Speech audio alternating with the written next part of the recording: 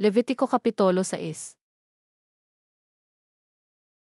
Ang Ginoo miingon na usab kang Moises. Kon may makasala ug makalapas sa kabubuton sa Ginoo pinaagi sa paglimbong sa iyang isig katawo labot sa gipatipigan o gibilin kanya o nakapangawat siya o gidaog-daog niya ang iyang isig katawo o kon nakakaplag siya og butang nga nawala og gilimod niya. Kini og manumpapagani o kon makasala ang tawo sa bisan unsang matang sa sala o kon siya sad-an. Kinahanglan nga iuli niya ang iyang kinawat o ang iyang nakuha pinaagi sa pagpanglupig sa iyang isig katawo.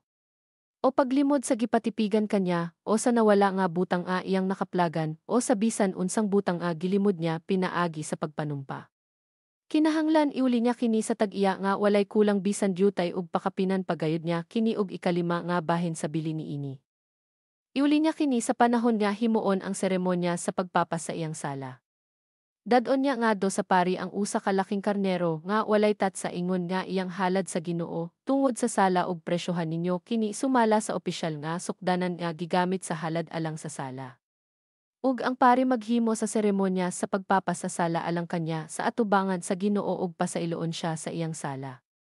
Mga tulumanon mahitungod sa mga halad sunugonon. Unya ang Ginoo miingon kang Moises, sultihi si Aaron ug ang iyang mga anak nga kini mao ang tulumanon mahitungod sa halad sunugonon. Ang halad sunugonon magpabilin diha sa kalayo sa halaran tibuok gabii ug kinahanglan ang kalayo diha sa halaran dili pagmon. Isulob sa pari ang iyang linong bisti ingon man ang mga sapot sa ilalom niini ug iyang kuhaon ang abo sa halad nga gisunog ug ibutang kini sa tupad sa halaran. Unya hubuon niya ang iyang mga sapot ug mag-ilis siya og laing mga bisti ug dadon niya ang abo ngadto sa usa ka hinlo nga dapit sa gawas sa kampo. Ang kalayo diha sa halaran dili gayud pagmon ug matagbuntag sugnoran kini sa pari ug kahoy ug itungtong niini ang halad nga sunugonon ug sunogon niya ang tambok sa mga halad sa pakigdait. Padayonan gayud ang pagpasiga sa kalayo diha sa halaran ug dili kini pagmon. Mga tulumanon mahitungod sa mga halad nga pagkaon ug kini mao ang tulumanon mahitungod sa halad nga uhay. Ang mga pari nga kaliwat ni Aaron maghalad niini sa Ginoo sa atubangan sa halaran. Ang usa kanila mohakop og usa ka kumkom sa labing maayong harina nga gihalad nga gisambogag lana ug insenso ug sunogon kini sa halaran ingon nga mahumot nga halad handumanan alang sa Ginoo. Ang sobra kanon nila ni Aaron ug sa iyang mga anak. Pagkaon kini nga walay patubo og ilang kanon diha sa balaang dapit sa hawan sa tolda nga tagbuanan. Lutoon kini nga walay patubo. Gihatag ko kini kanila ingon nga ilang bahin sa mga halad nga sunogon nga gihalad kanako. Balaan kaayo kini sama sa halad tungod sa sala.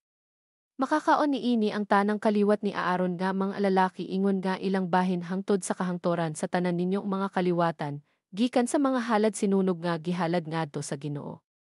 Bisan kinsa nga muhikap sa maong mga halad madaot tungod sa gahom sa pagkabalaan niini.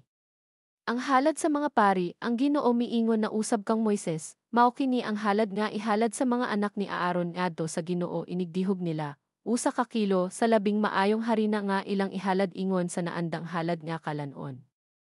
Ang katunga niini ihalad sa buntag ug ang katunga sa gabi. Lutoon kini sa kaha nga binutangan ug lana ug kon motuhop na pag-ayo niini ang lana. Hiwa-hiwaon kini sama sa halad nga pagkaon ug ihalad ingon nga mahumot nga halad alang sa Ginoo. Ang matagpari nga kaliwat ni Aaron nga gidihogan aron maoy mopulikan niya sa iyang katungdanan kinahanglan nga maghalad niini ngadto sa Ginoo sumala sa balaod nga walay katapusan ug iyang sunogon ang tanan. Ang tanang pagkaon nga ihalad sa usa ka pari alang sa maong katuyoan sunogon gayud, dili kini kanon. Mga tulumanon sa halad sa sala, ang Ginoo miingon kang Moises. Ingna si Aaron ug ang iyang mga anak nga mao kini ang tulumanon mahitungod sa halad tungod sa sala. Ang halad tungod sa sala ihawon sa atubangan sa Ginoo, sa dapit diin ihawa ang halad nga sunogon. Adto usab ihawa ang halad tungod sa sala, balaan kini kaayo. Ang pari nga maghalad niini mo kaon niini sa dapit nga balaan, didto sa hawan sa tolda nga tagbuanan. Ang makahikap sa halad alang sa sala madaot tungod sa gahom sa pagkabalaan niini.